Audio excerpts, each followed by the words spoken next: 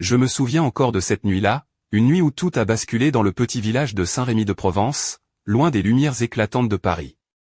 C'était aux premières lueurs de l'aube, lorsque le ciel provençal, d'habitude si paisible, semblait vibrer d'un secret venu d'ailleurs. Moi, Julien Moreau, ingénieur en astrophysique à l'Observatoire de la Côte d'Azur, je veillais tard dans notre centre de contrôle. Les immenses antennes paraboliques, semblables à des oreilles géantes dressées vers l'infini, captaient un signal qui n'avait rien d'ordinaire. Ce n'était pas le bourdonnement familier des étoiles ni le fracas désordonné d'une tempête solaire. Non, ce signal était distinct, presque hypnotique, une pulsation régulière et précise qui résonnait dans le silence de la nuit. Un code, un rythme parfait, comme une mélodie cosmique jouée à 1,42 GHz, la fameuse fréquence de l'hydrogène neutre. C'est là que tout a commencé, avec ce signal qui semblait nous fixer, nous observer, comme un message codé envoyé à travers des milliards de kilomètres. Au début, mes collègues pensaient à une erreur, un simple parasite. Pourtant, après des heures de vérification minutieuse, ce signal tenait bon, stable, et surtout, il devenait plus fort. Imaginez la surprise dans la salle de contrôle quand on a vu son intensité tripler en seulement 5 heures, comme si cette mystérieuse entité s'éveillait lentement, prête à nous révéler un secret. Je me rappelle avoir murmuré, presque pour moi-même, ça va être plus compliqué qu'un épisode de Plus belle la vie, et au moins, ça a du suspense. La source ? Un objet interstellaire baptisé par nos équipes le Troy Atlas. Un nom qui sonnait presque comme un héros de bande dessinée, mais cet engin nous déconcertait complètement. Son poids semblait dérisoire, presque creux, défiant toutes les lois de la physique. Il ne se comportait pas comme un simple astéroïde perdu dans le cosmos, mais comme une machine, une structure conçue, animée d'une volonté propre. Le signal durait exactement 11,3 secondes, se répétant toutes les 47 minutes avec une régularité d'horlogerie suisse ou plutôt, de montre française, en hommage à notre savoir-faire horloger. Plus étrange encore, alors que l'objet s'approchait du Soleil, il ralentissait, comme s'il freinait sa course folle à travers l'espace, défiant la gravité. J'avoue qu'à ce moment-là, j'ai eu une pensée fugace pour ma vieille Twingo qui cale toujours dans les montées. Mais la tension montait, palpable dans chaque regard, chaque geste de l'équipe. Était-ce un salut ? Un avertissement ? Ou le début d'une énigme bien plus vaste que tout ce que nous pouvions imaginer ? Le Troy Atlas semblait nous lancer un défi, un casse-tête cosmique dont la résolution pourrait bien changer notre place dans l'univers. Et moi, là, au cœur de cette tempête scientifique, je savais qu'on n'était qu'au tout début d'une aventure hors du commun. Soudain, le signal changea de forme. Ce n'était plus une simple pulsation, mais un faisceau concentré, un rayon d'énergie dirigé droit vers la Terre. Imaginez une lampe de poche braquée sur votre fenêtre un soir d'orage, sauf que là, il s'agissait d'un laser venu de l'espace, précis, implacable. Quelqu'un ou quelque chose nous observait avec une attention chirurgicale. Et puis, comme un mauvais tour de magie, juste avant que l'objet ne disparaisse derrière le Soleil pour 3 longues semaines, le signal s'arrêta net. Plus rien. Le silence. Le vide. Un moment d'une intensité dramatique qui nous laissa suspendus à nos instruments, le souffle coupé. Mais ce n'était pas la fin. Non, ce n'était que le commencement. Car dans les heures qui suivirent, un nouveau signal apparut, cette fois provenant de notre propre atmosphère, au-dessus de l'Atlantique Sud. Un écho, un retour, ou peut-être la preuve que le message avait déjà touché notre monde.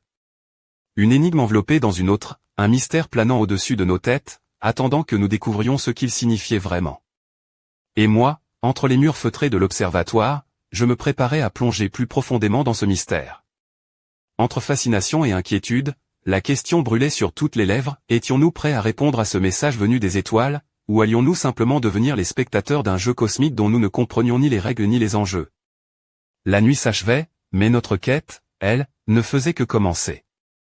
Les jours qui suivirent furent un tourbillon d'activités intenses à l'Observatoire de la Côte d'Azur. Moi, Julien Moreau, je passais mes nuits à scruter les écrans, les doigts crispés sur le clavier, cherchant désespérément une clé pour déchiffrer ce message venu des confins de l'espace. Autour de moi, l'équipe se transformait en une bande de détectives obsessionnels, jonglant entre cryptographie, astrophysique et une bonne dose d'espoir ou de folie, c'est selon. Sur les écrans, le signal répétait inlassablement son cycle de 11,3 secondes, toutes les 47 minutes, comme une horloge cosmique défiant le temps. Mais ce n'était pas un simple bip-bip monotone.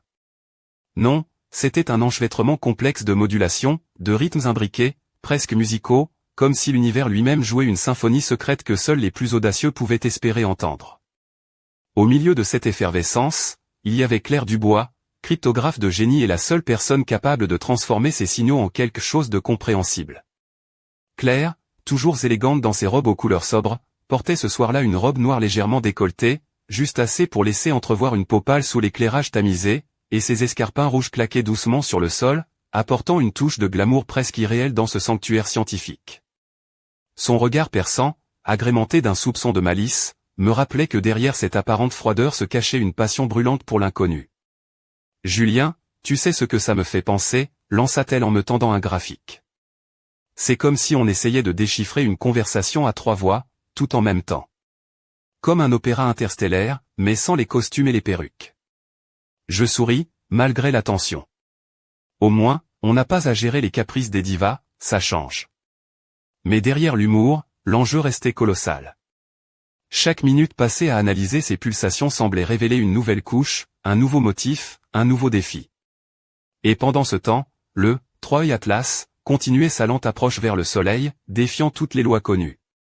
Les données montraient qu'il freinait sa course, une manœuvre calculée, précise, presque comme s'il nous donnait rendez-vous. Dans la salle de contrôle, l'atmosphère oscillait entre excitation et inquiétude. Les discussions allaient bon train, certains parlaient d'un message de bienvenue, d'autres d'un avertissement. Moi, j'étais partagé. J'avais l'impression que cette machine, aussi mystérieuse soit-elle, ne nous voulait ni du bien ni du mal. Elle était simplement là, un spectateur patient, attendant que nous fassions le premier pas. Pendant ces longues nuits, je ne pouvais m'empêcher de penser à la légende locale, celle du « gardien des étoiles », un esprit ancien censé protéger les secrets du ciel provençal. Peut-être, me disais-je, que le Troy Atlas n'était autre que ce gardien, venu tester notre curiosité, notre intelligence, notre audace. Ou alors, c'était juste un sacré coup du sort, un message venu d'un autre monde, qui avait choisi Saint-Rémy-de-Provence pour sa première escale. Au fil des heures, une question devenait obsédante, si ce signal était un message, que voulait-il dire ? Était-ce un simple salut, ou bien un code d'activation, un déclencheur pour quelque chose de plus grand ? Certains scientifiques parlaient d'une clé, cachée dans ces modulations, un sésame pour ouvrir une bibliothèque cosmique. D'autres murmuraient que c'était peut-être un piège, un cheval de Troie venu du fin fond de l'espace.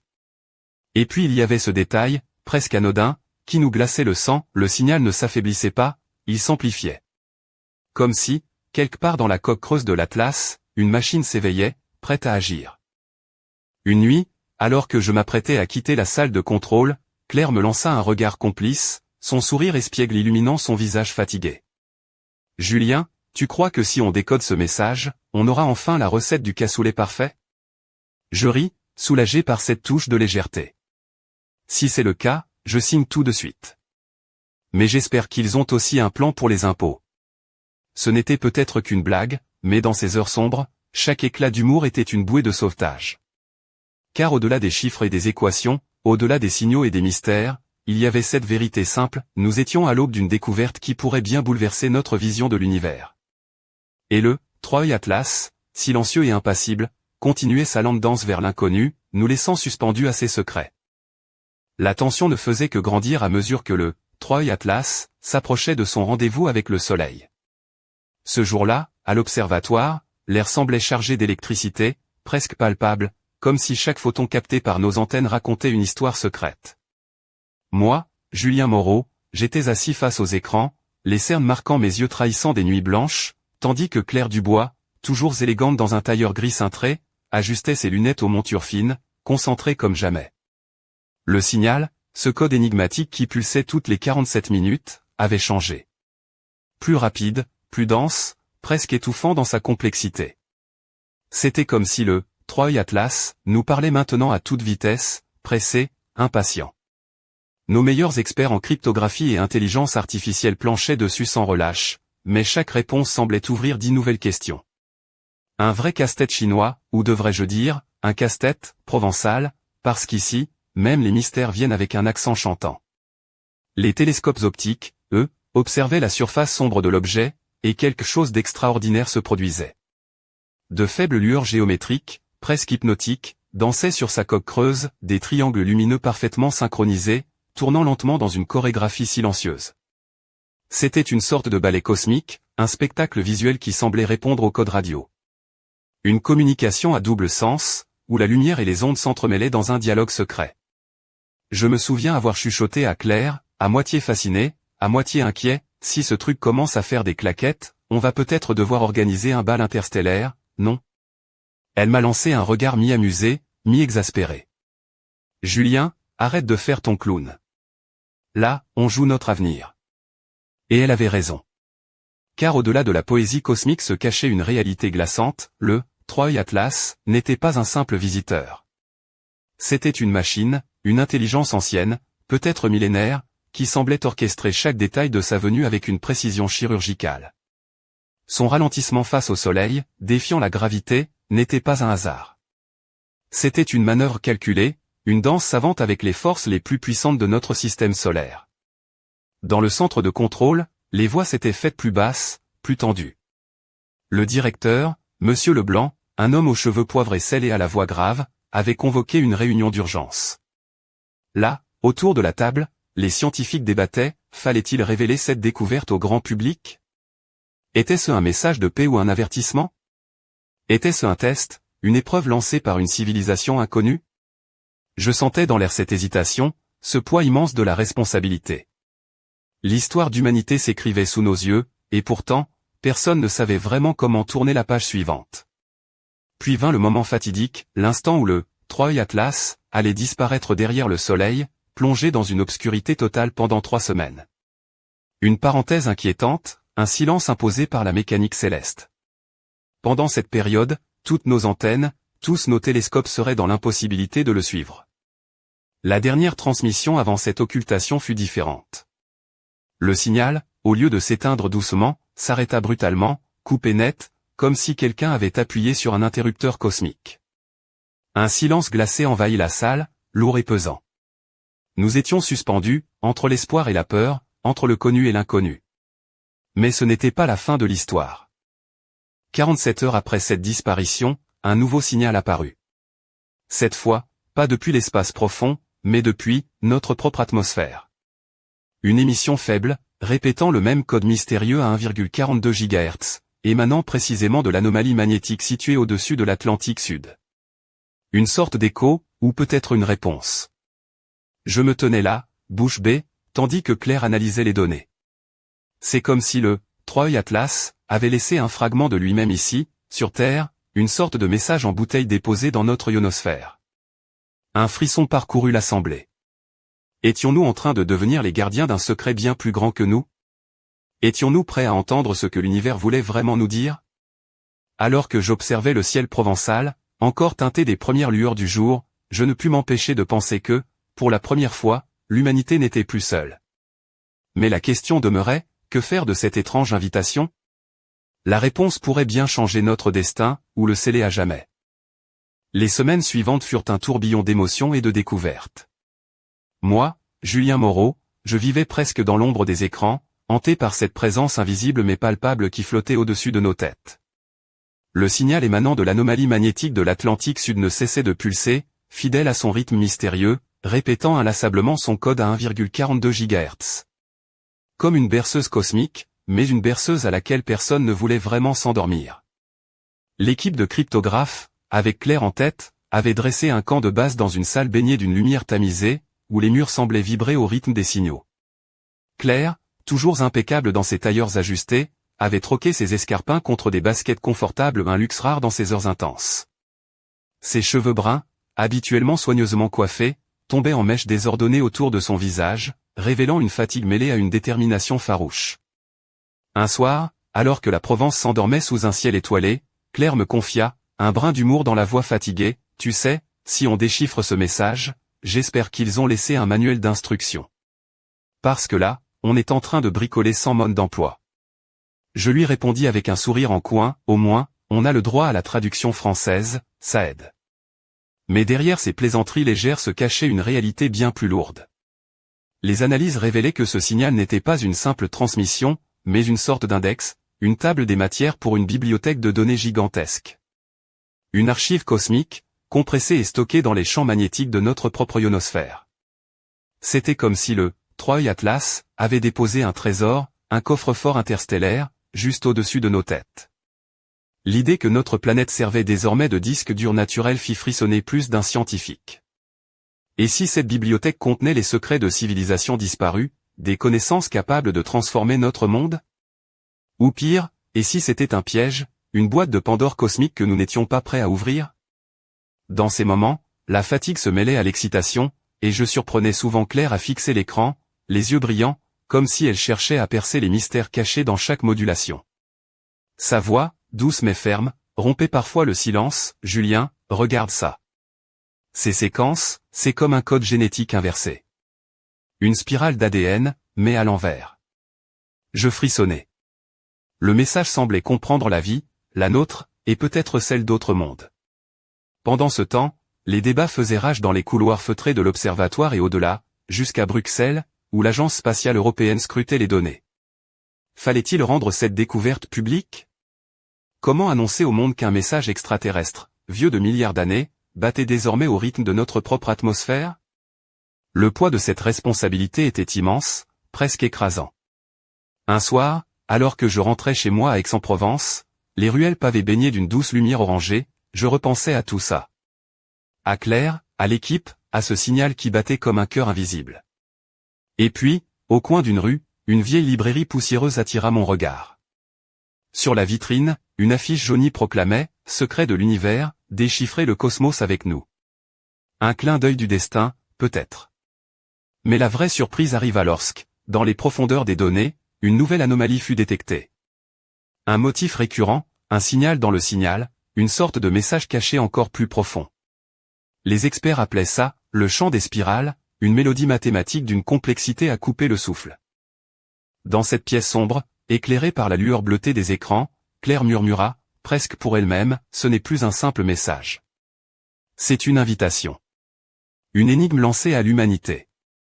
Et tandis que nous plongions un peu plus dans ce mystère, une question s'imposa, lourde de sens, qui avait envoyé ce message? Et surtout, pourquoi désormais?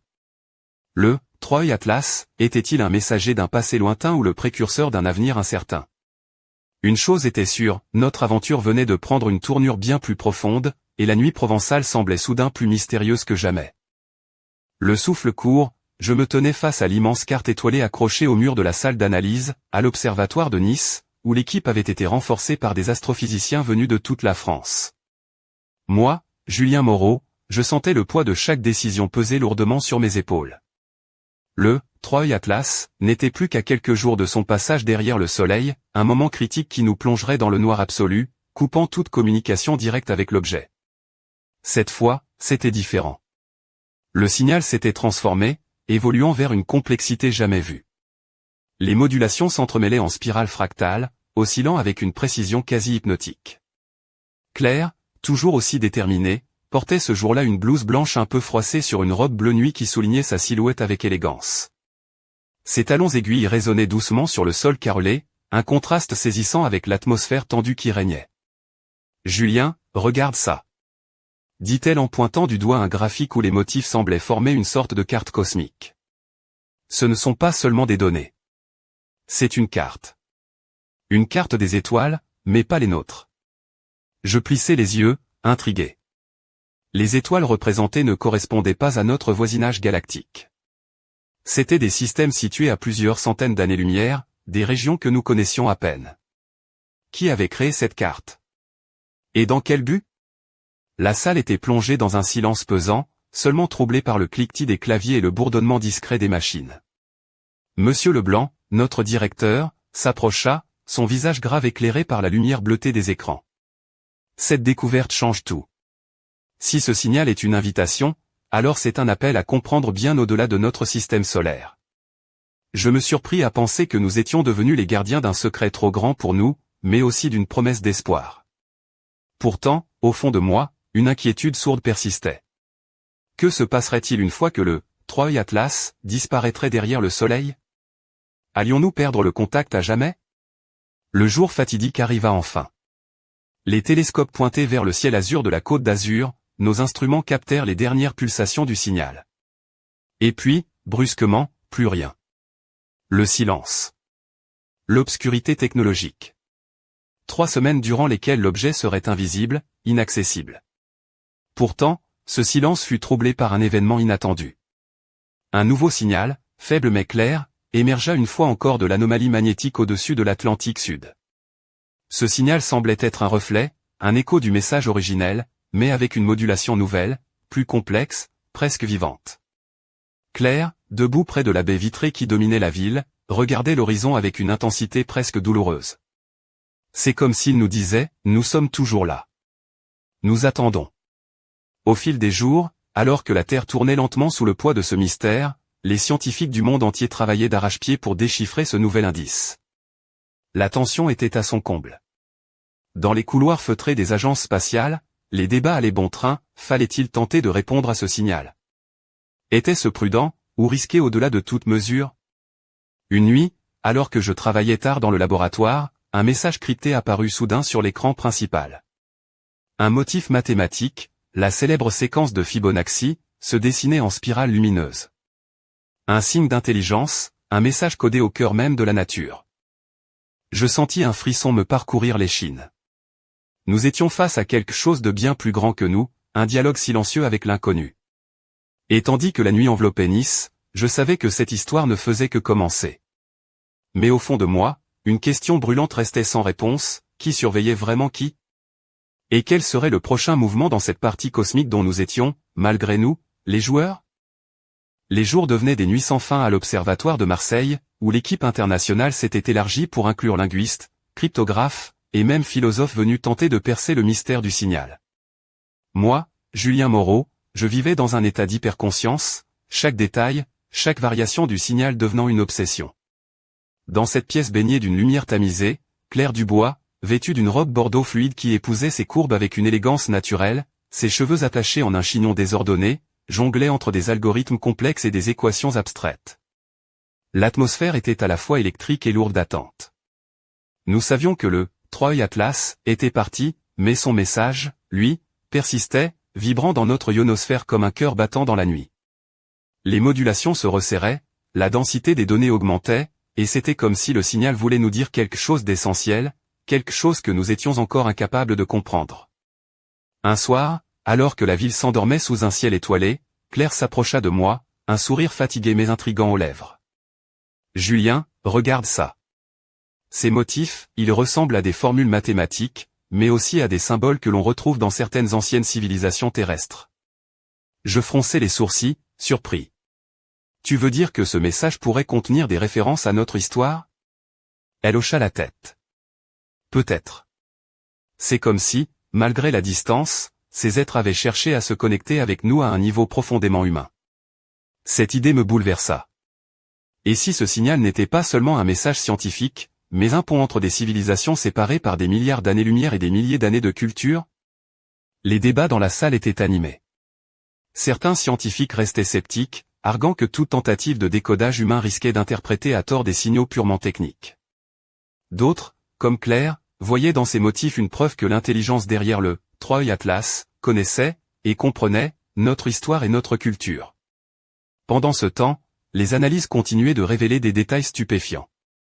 Le signal semblait contenir une sorte de clé, un algorithme complexe capable d'ouvrir des couches successives d'informations. Une archive cosmique, en somme, cachée dans les méandres d'une pulsation répétitive. Une nuit, alors que je travaillais seul, un bruit léger attira mon attention. Claire venait d'entrer, portant une écharpe en soie rouge qui contrastait avec son teint pâle. Ses yeux brillaient d'une lueur nouvelle. « Julien, je crois que nous touchons au but. » Elle me montra un écran où des formes géométriques s'entremêlaient, formant peu à peu une structure fractale digne des plus beaux vitraux gothiques. C'est une carte, mais pas seulement des étoiles. C'est une carte du temps, de l'espace, et peut-être même, de la conscience. Je restai sans voix. Cette révélation ouvrait une porte vers un univers bien plus vaste que celui que nous avions imaginé. Le Troy Atlas n'était pas seulement un messager, c'était un catalyseur, un déclencheur d'une révolution cognitive. Mais alors que nous avancions dans ce labyrinthe de données, une ombre vint obscurcir nos progrès. Des anomalies apparurent dans nos instruments, des interférences inexpliquées, comme si quelqu'un ou quelque chose tentait de brouiller notre réception. Était-ce une menace? Une mise en garde? Le mystère s'épaississait, et dans le silence de la nuit, je compris que cette aventure n'était pas seulement une quête de connaissances. C'était un test. Un défi lancé à l'humanité, un appel à dépasser nos limites, à embrasser l'inconnu avec courage. Et tandis que le signal continuait de pulser, implacable, une pensée me traversa l'esprit, sommes-nous prêts à franchir ce seuil? Ou allons-nous reculer, effrayés par ce que nous pourrions découvrir? Dans cette salle obscure, sous le regard attentif des étoiles, le destin attendait sa réponse. Les jours succédaient aux nuits sans que le mystère du signal ne faiblisse, et chaque instant à l'observatoire d'Avignon semblait suspendu à ce fil invisible tendu entre les étoiles et nous. Moi, Julien Moreau, je sentais que chaque battement de ce message intersidéral résonnait en moi comme une invitation à franchir une frontière inconnue. Claire Dubois, dans sa tenue sobre mais raffinée ce soir-là, une robe bordeaux aux épaules dénudées laissant deviner la courbe douce de son cou, était plus que jamais absorbée par les données, ses doigts fins dansant sur le clavier avec une précision presque hypnotique. L'incroyable révélation de la carte temporelle et spatiale nous avait propulsés dans un labyrinthe intellectuel sans précédent. Chaque nouvelle couche décodée semblait ouvrir une porte vers des dimensions insoupçonnées, défiant nos notions les plus fondamentales sur l'espace, le temps, et même la conscience. La science se mêlait désormais à la philosophie, et nos débats prenaient des accents presque mystiques. Mais alors que nous avancions, un sentiment grandissait, sourd et oppressant, nous n'étions pas seuls à scruter ce message. Des interférences subtiles, comme des chuchotements dans le bruit cosmique, brouillaient parfois nos instruments. Était-ce un avertissement? Une tentative de dissimulation? Ou peut-être une invitation voilée à ralentir notre course? Cette idée ne manquait pas d'ironie. Nous, humains, si prompts à chercher des réponses, nous étions désormais confrontés à un silence chargé de menaces invisibles. Je me surpris à penser que, finalement, le cosmos avait son propre sens de l'humour, un message vieux de milliards d'années, mais livré avec une clause, attention, lecture dangereuse. Une nuit, alors que la ville d'Avignon s'endormait sous un ciel étoilé, Claire et moi restâmes seuls dans la salle de contrôle. Les écrans illuminaient faiblement nos visages fatigués. Elle s'approcha lentement, un sourire énigmatique aux lèvres, ses yeux d'un vert profond brillant d'une lueur nouvelle. « Julien, je crois que nous avons trouvé quelque chose », murmura-t-elle, presque comme une confidence. Sur l'écran, les motifs fractales s'étaient transformés en une séquence harmonieuse, un véritable chant mathématique dont la beauté glaçait le sang. C'est. Commençais-je, mais les mots me manquaient. Une forme de langage, acheva-t-elle. Un code qui dépasse tout ce que nous connaissons. Ce n'est pas juste de l'information. C'est une expérience. Une invitation à penser autrement, à ressentir autrement. Le poids de ces paroles m'étreignit. Nous n'étions plus simplement des observateurs ou des déchiffreurs. Nous étions devenus des participants actifs d'un dialogue cosmique, appelés à comprendre un langage qui défiait notre humanité même. Mais alors que nos esprits s'élevaient vers ces hauteurs vertigineuses, un bruit sourd retentit dans la pièce. Les écrans clignotèrent, les alarmes se mirent à hurler. Une intrusion dans le système. Quelqu'un, ou quelque chose, venait de pénétrer notre réseau. Le cœur battant, j'échangeai un regard alarmé avec Claire. Était-ce une attaque? Une tentative de sabotage? Ou le signe que le « Troy Atlas » n'était pas seulement un message, mais un gardien, prêt à défendre son secret? Dans ce chaos naissant, une pensée s'imposa, ce n'était pas seulement notre intelligence qui était mise à l'épreuve, mais notre courage. Car dans cette nuit d'ombre et de lumière, la frontière entre le connu et l'inconnu s'effaçait, et l'humanité devait choisir, affronter la vérité, ou fuir dans l'oubli. Le mystère s'épaississait, et moi, Julien Moreau, je sentais que cette aventure allait bien au-delà de tout ce que j'avais imaginé. Car parfois, dans le silence de l'univers, c'est le bruit du danger qui révèle la véritable nature du message. Le cœur battant à tout rompre, je restais figé devant les écrans en proie à ce chaos inattendu. L'alerte hurlait dans la salle d'analyse de l'Observatoire de Toulouse, où l'équipe s'était déplacée pour bénéficier de ces infrastructures ultramodernes. Moi, Julien Moreau, je sentais chaque seconde s'étirer, chaque battement de mon pouls résonnant dans le silence tendu. Claire, élégante même dans la tourmente, arborait une veste en cuir noir qui lui donnait un air à la fois déterminé et mystérieux. Ses yeux, d'habitude pleins de douceur, lançaient des éclairs d'acier. Le système venait d'être piraté, ou du moins, c'est ce que nous pensions. Mais très vite, cette intrusion révéla une nature bien plus étrange, ce n'était pas une attaque hostile, mais une réponse. Une contre-mesure du « Troy Atlas » lui-même, ou plutôt, de ce qu'il avait laissé derrière lui. Les écrans se mirent à afficher des flux de données ininterrompus, des séquences de chiffres et de symboles qui semblaient danser devant nous avec une précision surnaturelle. Puis, soudain, un message apparut, clair, limpide, dans une langue inconnue, mais dont la structure laissait deviner une logique implacable. Un code universel, pensé pour être compris par toute intelligence capable de raisonner. Claire prit une profonde inspiration, ses mains tremblantes effleurant le clavier. Julien, c'est un contact. Une sorte de protocole d'initiation. Je sentis une montée d'adrénaline mêlée à une peur viscérale. Étions-nous prêts à répondre? Ou à franchir une porte dont nous ne pouvions mesurer les conséquences? Les débats furent rapides, intenses. Devions-nous transmettre une réponse? Que risquions-nous? Mais dans cette pièce baignée d'une lumière froide, la décision s'imposa presque naturellement, nous ne pouvions reculer. L'humanité avait été invitée à un dialogue, et il était temps de répondre. Le message fut soigneusement élaboré, une combinaison de mathématiques fondamentales, de séquences universelles et de symboles choisis pour refléter notre humanité. Claire, avec son talent unique, guida chaque étape, sa voix douce contrastant avec la tension ambiante. Puis, vint le moment de vérité. Le signal fut envoyé, un faisceau discret dirigé vers l'anomalie magnétique où l'écho avait pris naissance. Le souffle coupé, nous attendîmes. Le silence s'étira, lourd, presque insoutenable. Puis, une nouvelle pulsation, plus forte, plus claire, traversa l'espace. Une réponse. Mais dans cette réponse se cachait quelque chose d'inattendu, une invitation à regarder au-delà, à explorer non seulement l'espace, mais aussi le temps, la conscience, la nature même de notre existence. Dans ce moment suspendu, je sentis la présence de Claire à mes côtés, son regard brillant d'une lumière nouvelle. Julien, nous ne sommes plus seulement des scientifiques. Nous sommes les porteurs d'un nouveau chapitre. Et tandis que les étoiles scintillaient au-dessus de Toulouse, une question brûlait dans mon esprit, étions-nous prêts à écrire cette histoire? Ou étions-nous sur le point de déclencher une force bien plus grande que nous?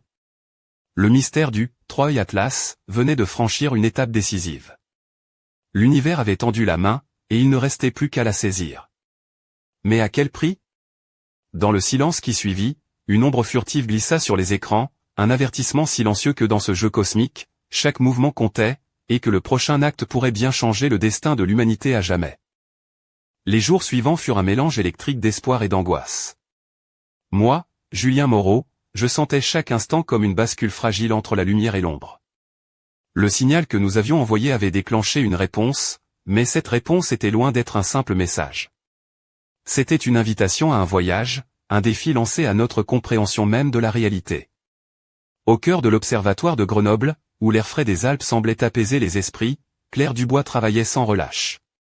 Ce jour-là, elle portait une robe vert émeraude, dont la matière légère ondulait à chacun de ses mouvements, lui donnant une allure presque féline. Ses yeux brillaient d'une intensité nouvelle, reflet de la passion et de la peur mêlée qui animaient toute l'équipe. Les nouvelles données révélaient des phénomènes étranges.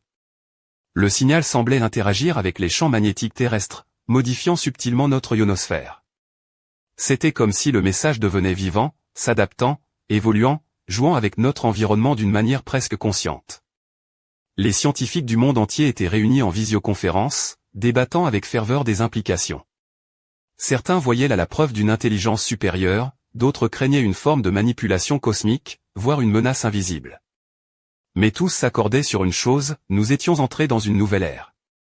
Un soir, alors que je discutais avec Claire près des fenêtres donnant sur les montagnes enneigées, elle murmura, la voix douce mais résolue, « Julien, nous ne sommes plus seuls.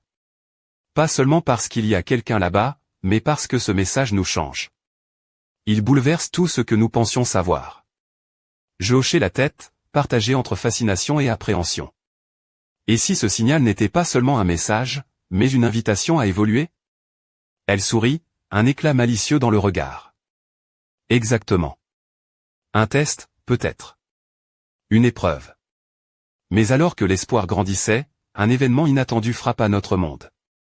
Des perturbations électromagnétiques majeures commencèrent à affecter les réseaux électriques et les communications, plongeant certaines régions dans le chaos. Était-ce une coïncidence, ou le prix à payer pour avoir tendu la main à l'inconnu? Dans la salle de contrôle, l'atmosphère devint électrique, chargée d'une tension palpable. Les experts travaillaient d'arrache-pied pour comprendre ces anomalies, tandis que les médias s'emparaient déjà de la nouvelle, semant panique et fascination à parts égales. Claire, debout face aux écrans, les traits tirés mais déterminés, lança « Ce n'est pas une attaque. C'est une conséquence. Un effet secondaire de notre connexion. » Je sentis un frisson d'inquiétude me parcourir. Nous étions sur un fil, entre progrès et catastrophe, entre lumière et obscurité. Alors que la nuit enveloppait Grenoble, une dernière révélation bouleversa tout. Une série de motifs lumineux, synchronisés avec le signal, apparut dans le ciel. Des formes géométriques, des spirales, des éclats de lumière qui semblaient dessiner un message visuel, une signature cosmique. Debout sous ce spectacle, Claire murmura, c'est la preuve que le dialogue est engagé. Que l'univers nous observe, et que nous sommes enfin prêts à regarder en retour. Mais au fond de moi, une question restait suspendue, lourde de promesses et de menaces, jusqu'où étions-nous prêts à aller? Le Troy Atlas avait ouvert une porte. L'humanité devait désormais décider si elle franchirait le seuil, ou si elle reculerait dans l'ombre. La nuit enveloppait Paris d'un voile profond lorsque, dans le silence feutré de l'observatoire de Meudon, les derniers fragments du message furent décryptés. Moi, Julien Moreau, je me tenais aux côtés de Claire Dubois, nos regards rivés sur les écrans où défilaient des symboles d'une beauté insoutenable, entrelacés dans une spirale infinie. Sa robe noire, délicatement fendue sur la jambe, laissait deviner un éclat de peau sous la lumière tamisée, un contraste subtil entre force et vulnérabilité. Le Troy Atlas n'était plus là physiquement. Il avait disparu derrière le soleil, emportant avec lui son mystère, mais il avait laissé en héritage un code, une bibliothèque cosmique gravée dans l'ionosphère terrestre. Ce que nous avions découvert dépassait de loin tout ce que l'humanité avait imaginé, des équations décrivant des dimensions supplémentaires, des cartes stellaires d'une précision inouïe, et surtout, une invitation à transcender notre compréhension de la vie et de la conscience. Mais alors que la dernière séquence se révélait, un frisson parcourut la salle. Le signal s'interrompit brutalement, laissant place à un silence lourd, presque solennel. Et dans ce silence, une nouvelle impulsion, plus faible mais distincte, émana de la région de l'Atlantique Sud où l'anomalie magnétique persistait. Claire s'approcha de moi, le souffle court, un éclat d'inquiétude dans ses yeux. « Julien, ce n'est pas fini. Ce signal, il est vivant. » À cet instant, un grondement sourd résonna au loin, comme un avertissement venu des profondeurs de la Terre elle-même. Les écrans scintillèrent, puis s'éteignirent à un, plongeant la pièce dans une obscurité oppressante. Une coupure générale. Dans cette obscurité, une pensée éclata, claire et terrifiante, le Troy Atlas n'était pas seulement un messager, ni même un gardien. C'était une épreuve, une clé, un défi lancé à l'humanité. Un test pour savoir si nous étions prêts à rejoindre une conversation cosmique dont les règles nous échappaient encore. Et alors que le silence s'installait, plus profond que jamais, une dernière image s'imposa à mon esprit, 3 spirales entrelacées, un symbole d'équilibre et de mystère, brillant doucement dans l'obscurité. Un signe que l'univers nous observait, patient, implacable. Le voyage venait de commencer. Mais la question demeurait, suspendue dans l'air comme une promesse ou un avertissement, serions-nous capables de relever ce défi? Ou allions-nous, comme tant avant nous, détourner le regard, perdus dans l'immensité du cosmos? Le mystère du Troy Atlas restait entier. Et dans son sillage, il laissait un monde changé à jamais.